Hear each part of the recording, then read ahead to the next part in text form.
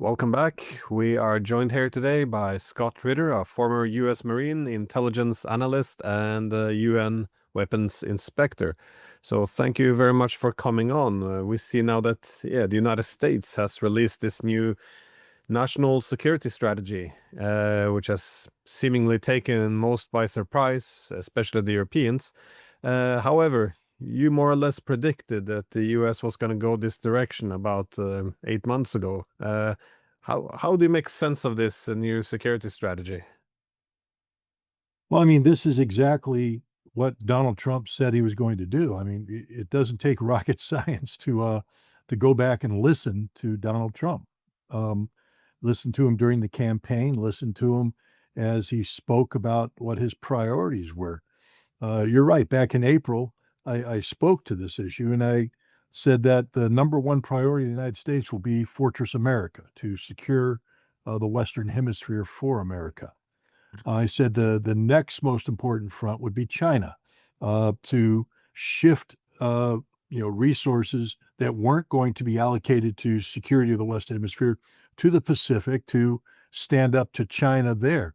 That the United States would de-emphasize its military engagement in both Europe and the Middle East.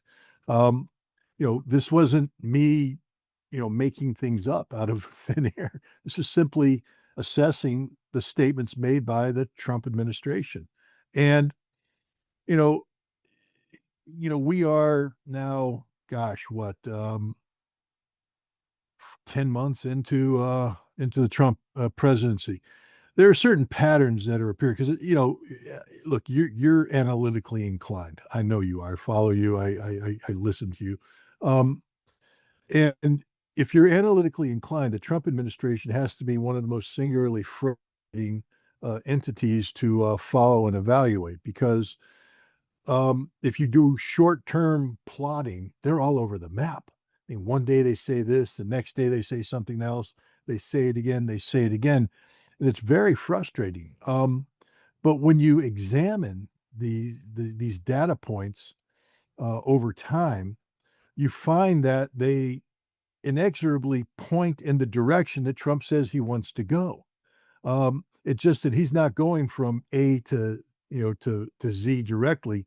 He is going all over the map, and it's difficult. But if you assess Trump over the long term, everything he said he wanted to accomplish, the directions he wanted to go, that's the direction he's heading. And the national security strategy document is reflective of this reality. Um, Also, keep in mind that, he tasked his national security team with the production of this document back in April. So, the guidance that was given for the production of this document remained consistent, and therefore there's no surprises that this document says what it does. Well, I'm thinking if you switch from you recognize that the world has switched from unipolarity to multipolarity and you have to prioritize places, it does make a lot of sense. That is, first priority is, well, shore up your own hemisphere, that is, the Western Hemisphere. Then, of course, confront the main adversary, which is in Asia, China primarily. And if you pivot to those places, you pivot away. So that's Europe, which is getting the, well, I guess, short end of the stick. So a lot of this makes sense, but there's a lot of focus on ideology as well, though. How do you make sense of this? Or they call for reducing the role of ideology, to be more specific? When you take a look at, again, evaluating the Trump administration over time, um, go back to the last national security strategy document that was promulgated by the Biden administration. In it, they build a world vision that is predicated on the defense of the rules-based international order. That's was the sacred mantra of everything American. And from that came the defense of democracy, American democracy imposed on other nations as the gold standard. Um, Donald Trump gave a number of very telling speeches during his campaign in which he rejected the rules-based international order and he rejected the notion that America has a right to dictate things, outcomes to other nations based upon, American principles, values, etc. Um, He said the place for American values is at home. That's where we need to defend them, at home. Um, and if we shouldn't be projecting them out of our shores if we haven't fully defended them at home, that's a little bit hypocritical. Remember one of the answers about to a question he gave, Putin is a killer. He said, "Well, we've killed a lot of people too." You know, very pragmatic, realistic answer.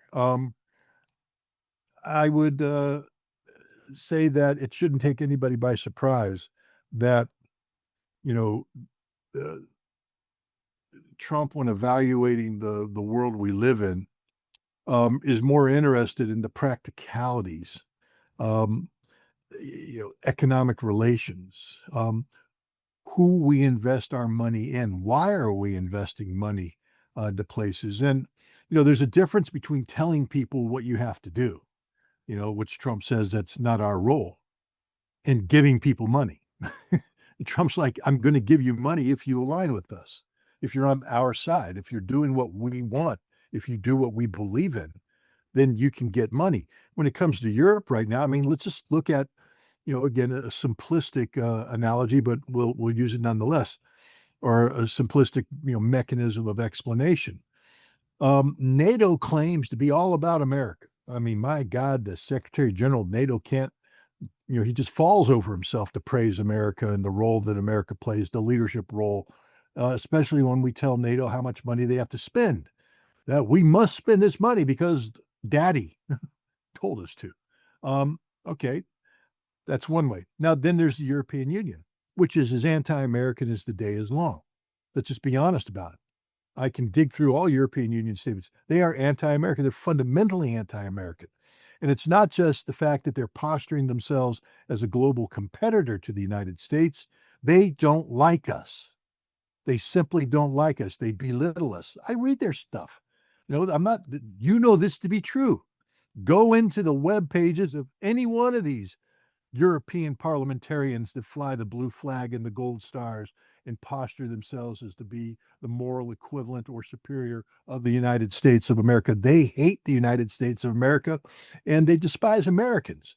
We're only useful when we do what they want us to do, but they don't like it.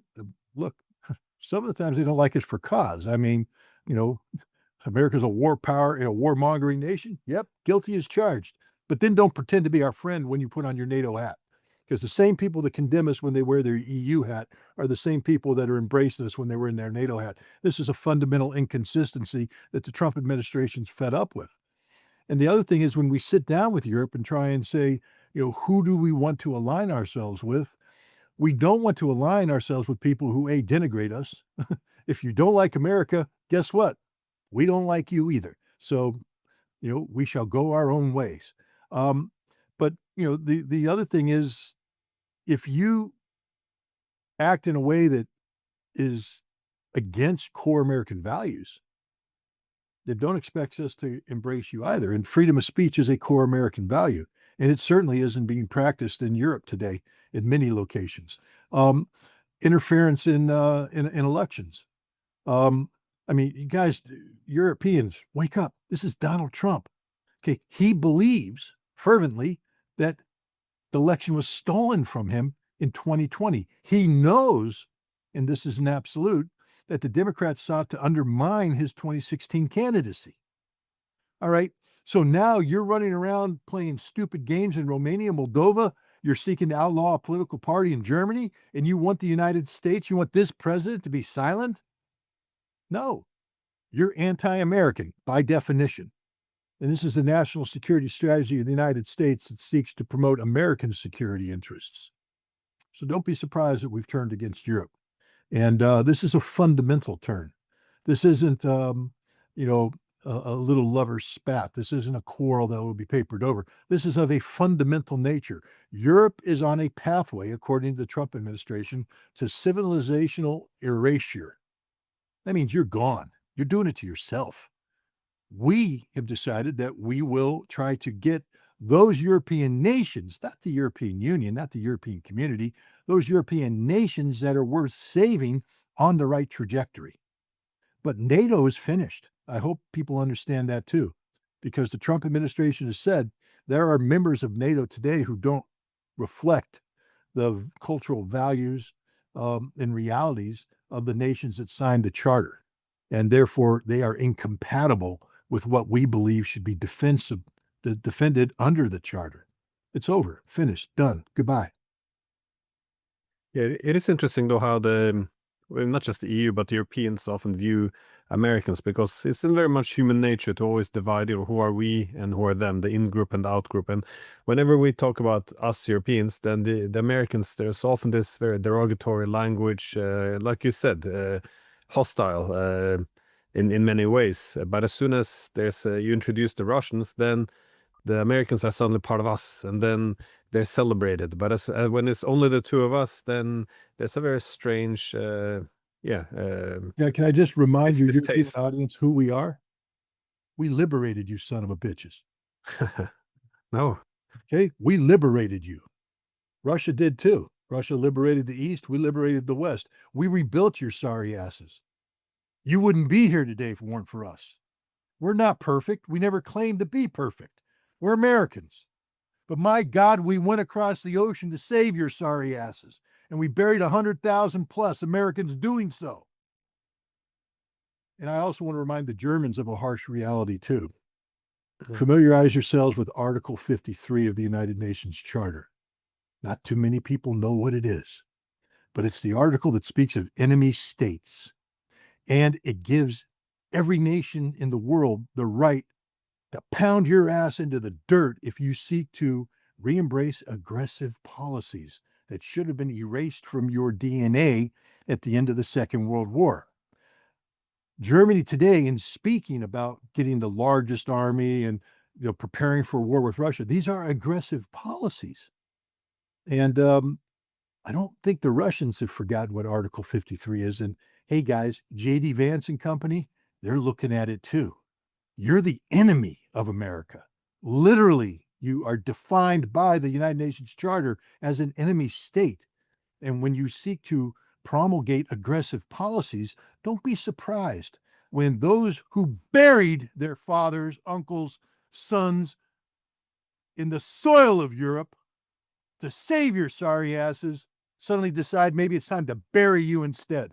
This is fundamental, guys. Europe better wake the hell up, because America's waking up.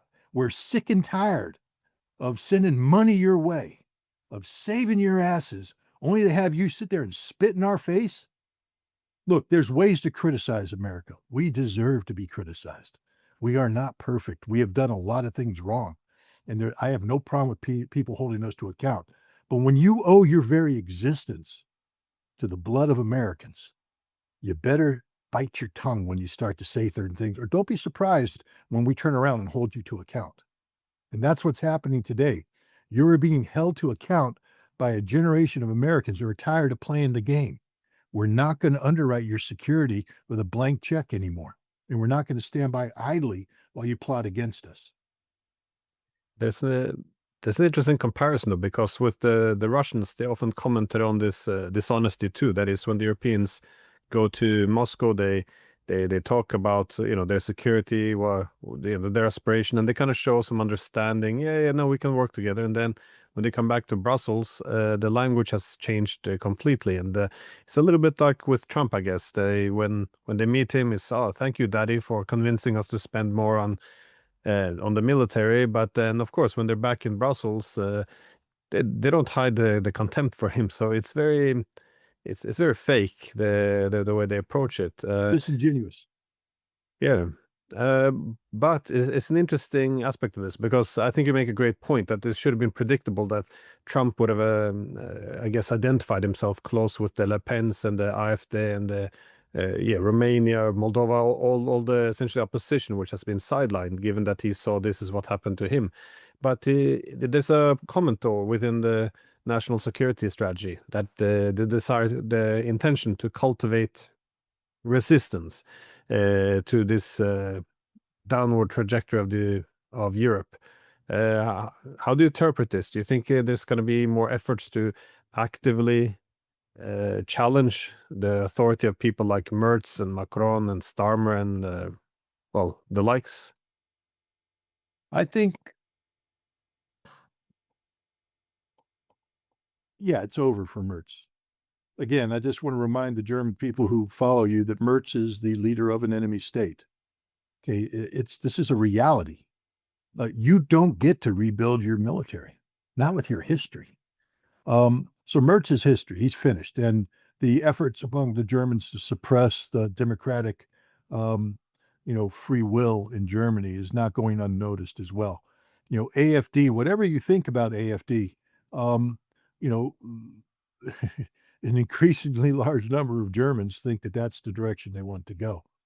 Um, and we'll see what happens. I can't predict the future, but I would imagine that a Germany where if you look at the demographic division of support, AFD is very popular in the former Eastern, um, sectors of Germany. Maybe Germany doesn't deserve to be a unified state. Maybe the future of Germany is to be a divided state. Um, and that might be the direction the United States starts pushing. Again, Germany, beware, you're the enemy. We're not going to allow you to suppress democracy, suppress free speech, and exist as a unified whole that is seeking to, head back down the path of the Third Reich, it isn't going to be permitted. And if you want to do this, remember, we are looking to the Russians now, according to national security strategy, as partners in stability, not friends. We're not best friends. I mean, I personally believe that we could be and we should be, but Trump's not there yet. Trump is talking. They didn't talk about Russia as an adversary or an enemy. Russia was a partner of stability.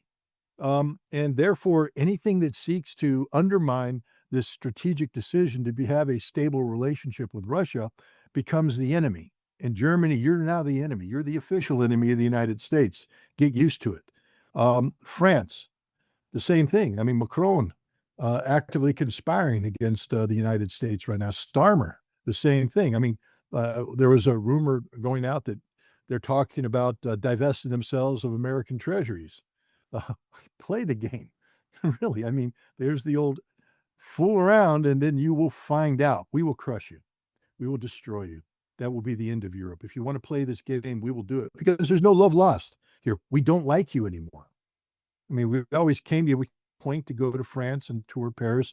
We thought it was cool to go to Germany and drink beer. And both in Germany, we used to have American soldiers living there. They fell in love with German women. They, brought them home. We have, families of children that come from American German, relationships. The same thing in England. We have a long, storied history with the British, but we also kicked the English out of America back in the day, and we don't believe in the king. We're not going to tolerate any nonsense from Europe.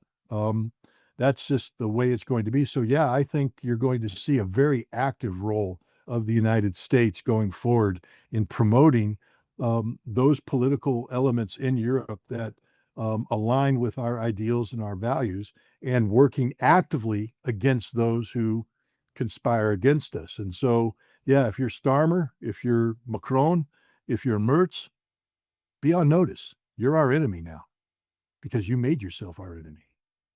I think back in February, when at the Munich Security Conference, then when J.D. Vance made this speech, I think many Europeans were caught a bit off guard and thought that it was just J.D. Vance was, blowing off some steam. I don't think they saw the deep foundations in this in terms of how this rift is growing between the U.S. and Europe. But besides threatening to deinvest from the U.S., we had now the former EU foreign policy chief, Josep Borrell, who argued that, why are we still pretending America's a friend? Trump is our enemy. This train has now left the station, it seems. How do you see, well, you mentioned before that NATO is done, but how do you see this like in the short and medium term? Well, not short, but medium term already, because this rhetoric is becoming quite mutually aggressive. And also, I saw this news article headline in I forgot which one, a British newspaper, that the Europeans are, they're walking a tightrope because they want to be friendly to Trump, but they still want to, they say help Ukraine, which means to prolong the war and undermine Trump's peace agreement by convincing Zelensky not to take it. But But so in other words, they want to tell Daddy how great he is. At the same time, they're trying to sabotage what he's doing. I mean, this how long can this go on before Trump responds? Do you think? Do you see some escalation coming this way? Yeah, I see. You know, this can spin out of control very fast, very fast. What I see happening is that Trump is going to use the tools of divide and conquer. There are certain European nations that can't live without the United States. Poland. Poland is not going to walk away from the United States. Germany has already made a strategic decision to walk away.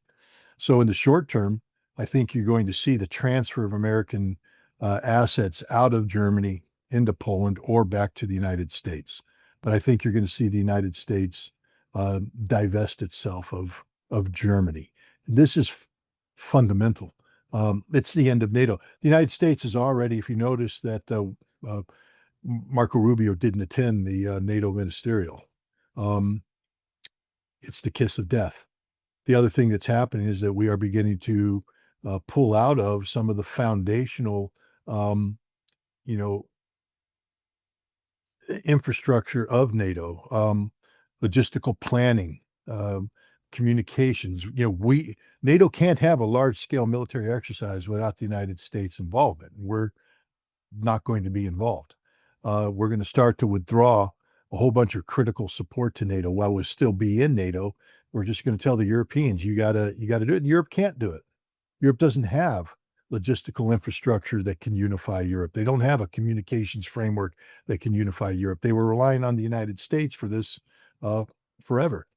And so then as Europe starts to collapse, the expense of sustaining NATO without the United States becomes prohibitive. And nations are going to opt out, especially when the United States offers them bilateral security arrangements.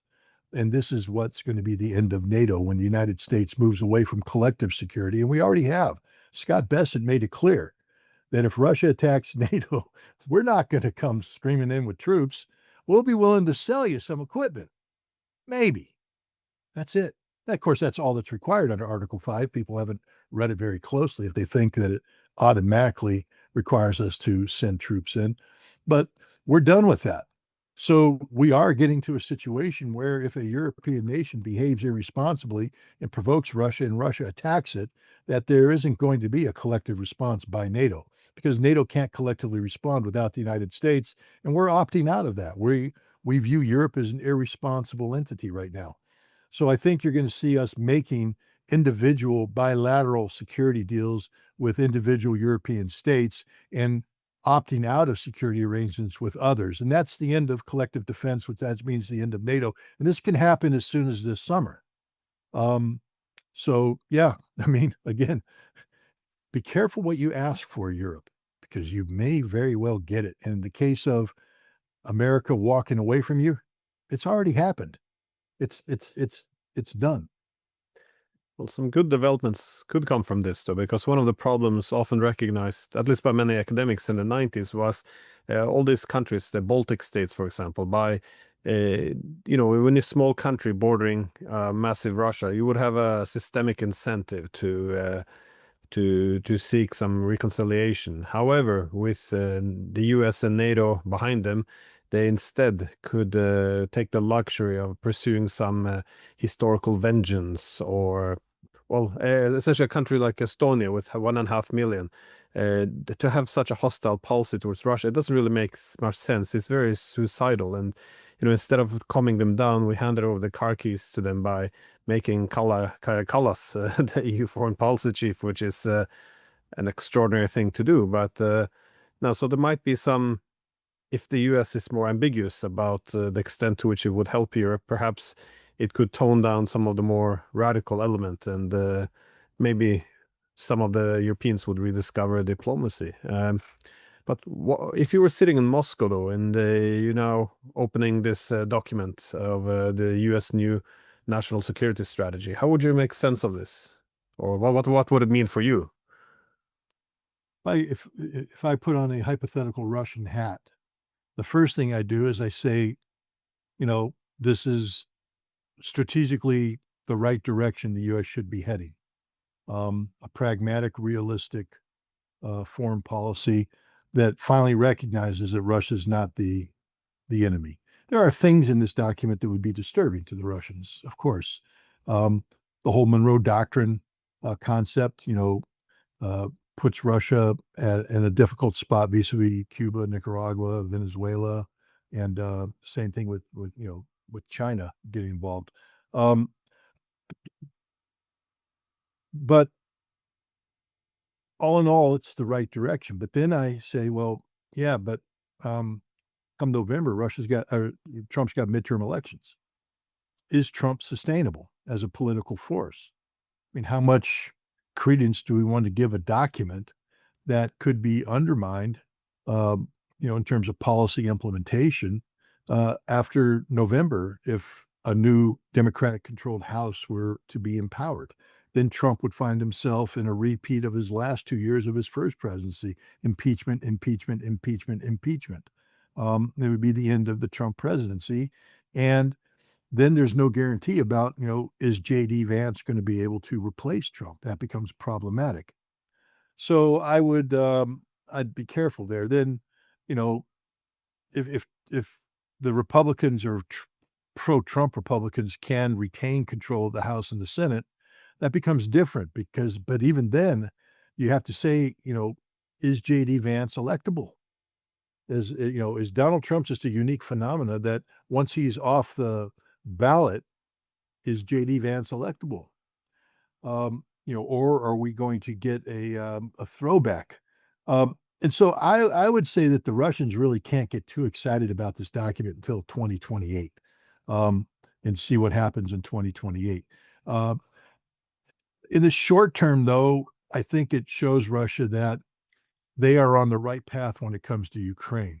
That as opposed to their reticence about, a ceasefire, et cetera, alienating the Trump administration, it's only compelled the Trump administration to recognize pragmatically, the Russian reality. And that appears to be what Trump has done. And so if I were the Russians, I would be cautiously optimistic about this document. But you also have to remember that it was the Trump administration that lied about, Russia cheating in the INF treaty, pulled out of the INF treaty. Trump lied about the JCPOA and pulled out of that agreement. The United States can't be trusted. Even with Trump going in this new direction, I think the Russians will always hold back a little bit because is this the truth? Or is this just, a short-term act designed to, assuage a certain political reality, which once those ruffled feathers have been soothed, you'll see Trump change course again. Is Trump a trusted interlocutor? Is the United States a trusted interlocutor? And right now, the answer in Russia is a decisive no to both. Yeah, I think many still remember that reset button, which meant nothing. so there is a lack of trust, of course. But Well, it meant more than nothing because it wasn't just a mistake. The reset button was subterfuge because the policy was regime change. They weren't seeking to reset relations with Russia. They were seeking to keep Vladimir Putin out of the presidency. They were seeking to empower Medvedev so that Medvedev would block Putin's return. They were seeking the demise of Vladimir Putin, the empowerment of Medvedev, with the hopes that Medvedev could be brought into line a la Yeltsin. So this wasn't a reset. This was a redefinition. This was regime change. And the Russians know that. This wasn't a simple mistake. There's a difference between people executing bad policy. I mean, everybody makes mistakes, but this was deception on the part of the United States, outright deception, with the most nefarious intent to collapse, um, Russia as it had emerged under the leadership of Vladimir Putin and to return Russia to the decade of the 1990s. And that's deeply insulting to the Russian people who remember what the reality of the 1990s was.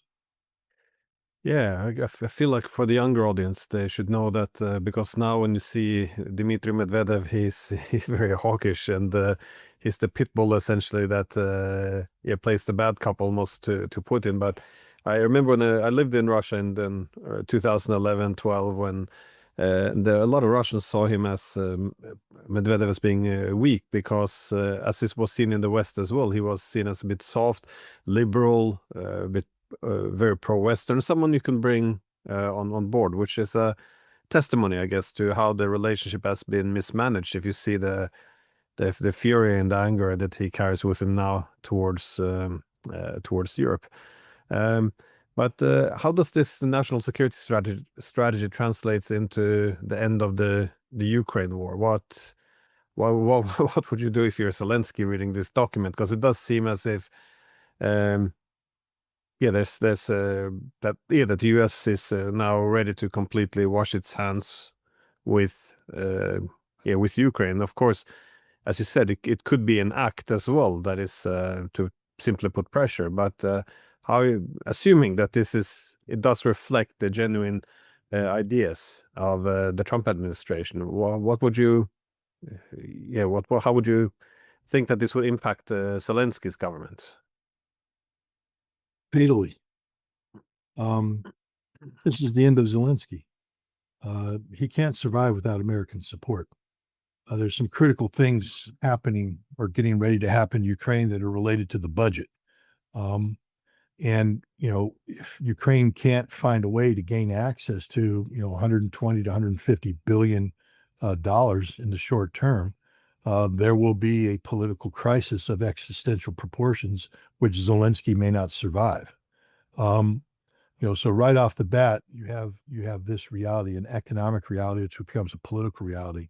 You layer over that the fact that the Ukrainian army is just being routed on the battlefield. Every day gets worse, and it's not going to change. It's not going to reverse. Zelensky, instead of doing the smart thing, which would be to go to Trump and say, "Forgive me, Daddy. The prodigal son has returned, and I'm here to do whatever Daddy wants to make this war go away." He instead is aligning himself with the Europeans, who Trump just declared war on through his national security strategy document. And all the Europeans are doing and continue to support Zelensky is prove Trump's point that they don't care about, the things that America cares about. We don't want more war with Russia. We want stable relations with Russia. And yet Europe is becoming, a war party collective. And Zelensky appears to be aligning himself fully with that, rejecting outright some of the core demands made in the peace plan that Trump has put forward. I don't believe this will endear him to Trump. And I think that you're going to see that the United States is going to increasingly cut its ties with Zelensky. And in doing so, empower the Russians to continue their military advance unfettered by American political or economic interference. And you're going to also find out that Europe can't live up to its promises, that anything they say about supporting Ukraine is empty, because ultimately Europe can't do anything of fundamental value without the support of the United States. And we won't support European policies that continue to push for, endless war with Russia.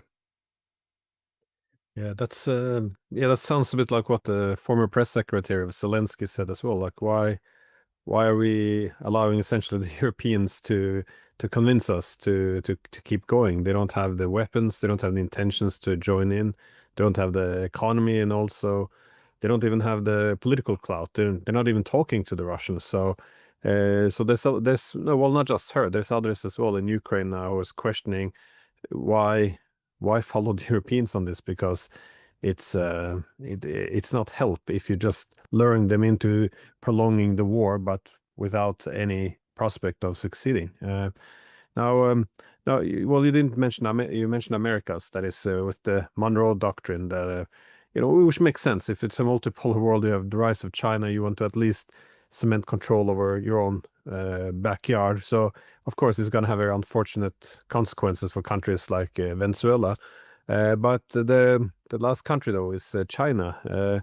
how are you assessing this? Because on one hand, it does seem as if Trump is yes, got very was belligerent approach towards China. On the other hand, he's not that ideological, which is often I guess, a good indication. That is, if you see everything as being, forces of light versus forces of darkness, then it's just going to be hammering each other.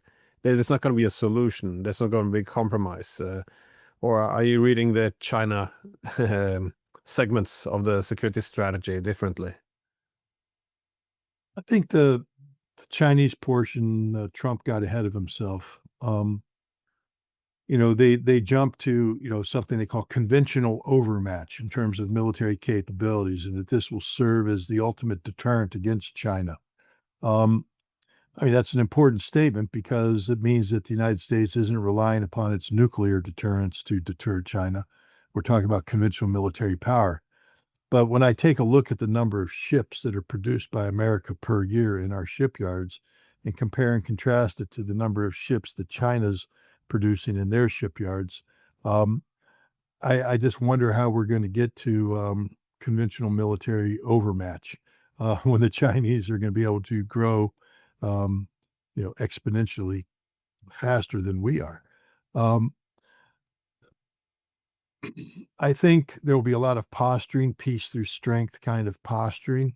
But the reality is that this is a situation that'll be resolved economically, and that, the state of the global economic health will largely influence how Trump postures vis-a-vis China. But I think there's a recognition in reading the national security strategy that the American and Chinese economies are, interwoven to the extent that a trade war is impractical and a real war would be suicidal. So I, I I think there was a lot of strong words put in there, but the next document that needs to be produced in this cycle of documents is I think it's the National Military Strategy of the United States, put out by the Department of Defense/War, depending on how you feel about these things. Um, and that document will, lay out the military priorities based upon it. It'd be interesting to see how the military um, divides its resources and prioritizes how it employs its resources, in the Pacific. What specifically is going to be asked of the military, and can the military, bring these resources to bear in a timely fashion, or are we talking, an extended period of time? Europe, the disengagement from Europe. What resources will be allocated to defense of the homeland of the Western Hemisphere. Um, this is the next, step, is to find out how this document plays out in terms of follow-on policy. But, you know, in the same thing with nuclear policy, we have to see how, how that shapes out. My last question, though, is just how you see the possible drop-offs among the European states. That is, you mentioned that the EU, either the EU or Europe, is now considered to be an enemy, and well, it doesn't seem that it doesn't seem like an exaggeration, really. Again, I would encourage people to actually read this document, where the European leaders are referred to as being authoritarian, undemocratic, essentially crushing political opposition, media, and dissent. So it it does, and also when you add the aspect of seeking to cultivate opposition to reverse all of this, it well, it does come off as yeah, that this is now not just a drifting apart, but an actual possible confrontation. But Europe, no matter how much we talk about Europe as an entity, it's the EU itself has 27 member states, and for some, like Hungary, they're under great pressure and being punished often by the EU, by the Germans. So there's going to be some drop-offs. You mentioned Poland, of course, that they have, for good reasons, they want to have America. Well, they will favor America over, for example, the Germans. But how do you see this conflict between the EU and the United States? How would this affect the cohesion, you think, of Europe? because it's not as if all of the European countries are going to stand up and let's de-invest from America. We'll stand together. We seem to be able to unite around a common hatred of Russia, but even there we seem to break up a little bit with Fico, Orban, going their own way. But to unite somehow against America, which the former EU foreign policy chief suggested, it doesn't seem likely. No, again, if Europe tries to do this, it's the end of Europe. Because, as you said, there will not be consensus. Nations will peel away. There will be different points of view, and the United States will exploit all of these. And we will exploit it to the detriment of Europe. But what will happen is Europe will fracture among a number of fault lines. And the United States will be in the business of picking friends and picking enemies. And, depends on which side of the fence you decide you want to be on. But I can guarantee you this outcome, that if you choose to go against America, you do so at your own detriment. There's not a single European nation that will confront the United States decisively and emerge victorious. The government that does that will not exist. We are very good at regime change. It's what we do.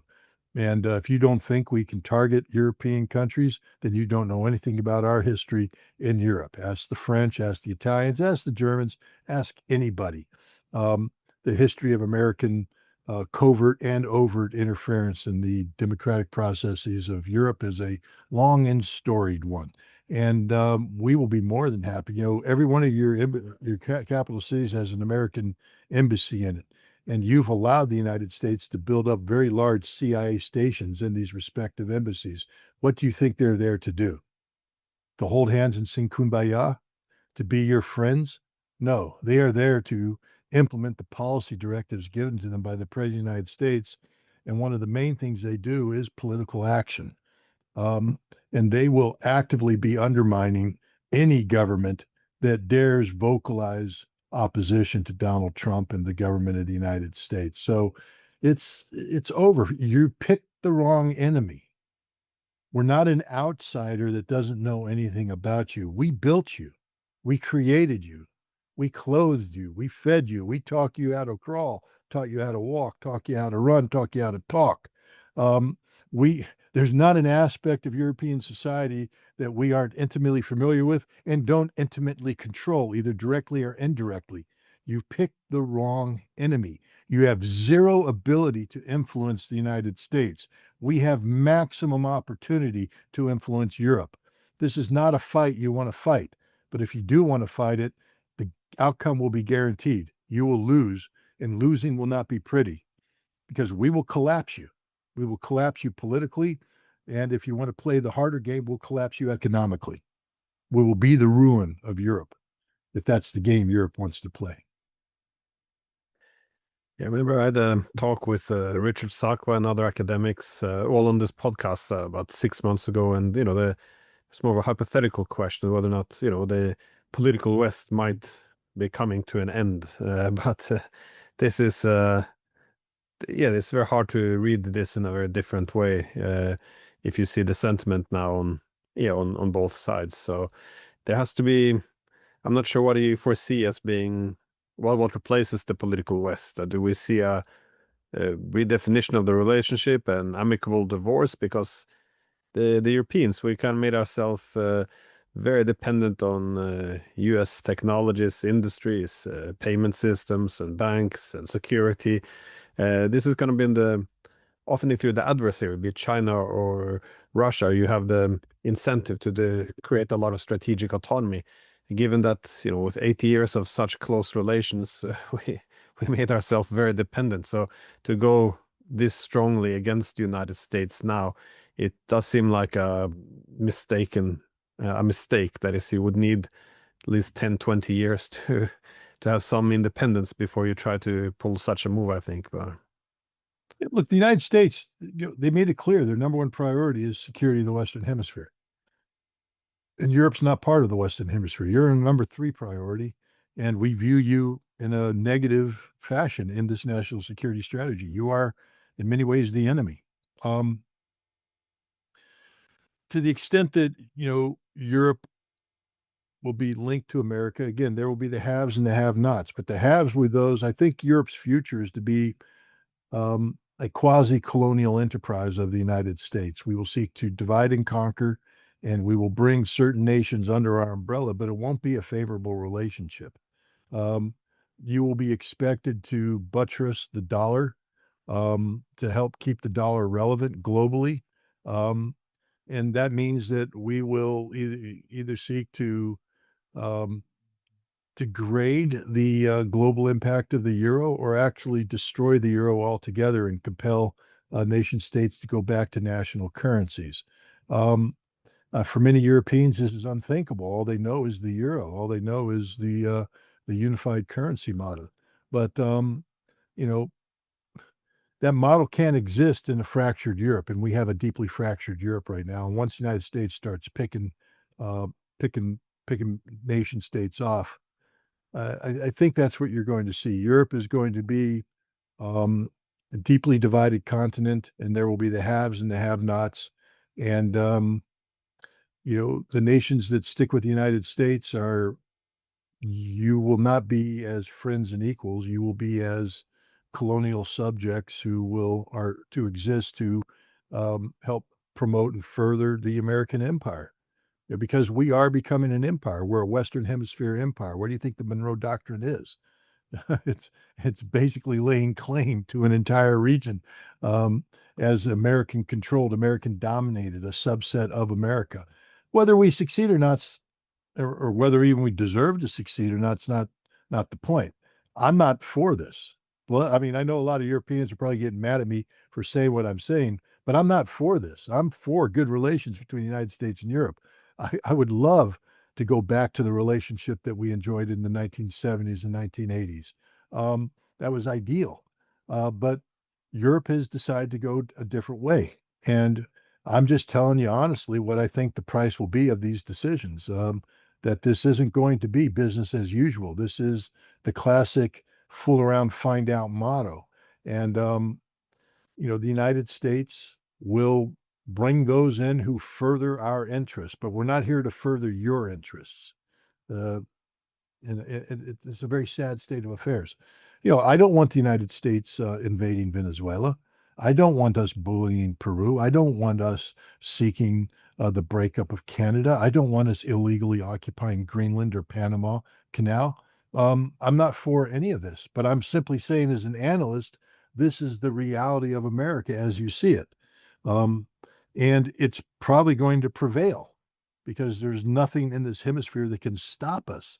Um, and Europe probably isn't going to survive this as it currently exists. This is going to be a bad century for Europe going forward. Yeah, I wrote a book in 2020, so 5 years ago, where it's called Europe as the Western Peninsula of Greater Eurasia, where I made this point that as the world becomes multipolar, the US have every incentive in the world to focus on other parts of the world. That is, yeah, Asia, Americas, and the dilemma for Europe was either do everything you can to hold America here by surrendering national interests, subordinate, or alternatively diversify. That is, keep good relationship with the U.S., but also integrate more into the Eurasian format. But then you have to end the divisions in Europe, make peace with the Russians, end this Russophobic hostility. Otherwise, you're going to end up in a situation where you're going to fight the Russians while the Americans will see us a burden and bid you farewell. I mean, it just seems we picked every choice we made was like the worst possible scenario. It's quite depressing, I don't like to be right, but this is yeah, no, it's quite depressing to see what's happening now, though. Anyways, yes, our countries become more hostile to each other. I hope there will be some kind of a happy ending to this, though. So thank you very much for taking the time. Well, thank you for having me.